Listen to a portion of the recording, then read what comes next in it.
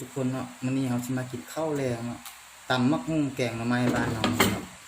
ตำหุ่งน่าแซ่บแกงหน่อไม้ก็สุดยอดเลยเอาลงมือกินกันได้เลยบัดนี้เนาะมาเด้อทุกคนมาเด้อมากินนำกันเด้อ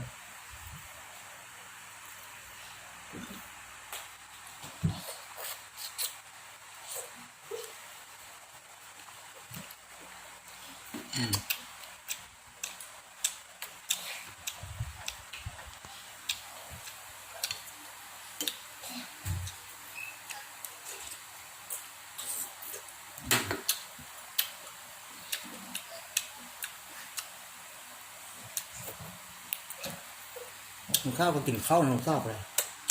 หนูข้าวกินข้าวเปียก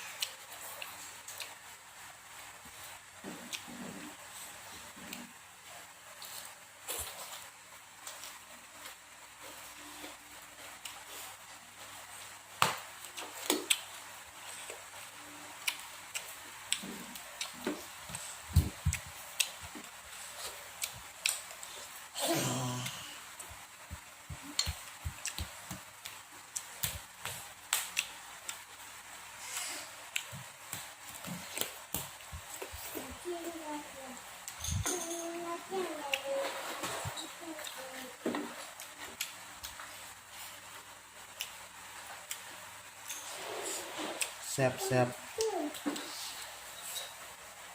เฮ็ดเองกินเองเลยเนาะ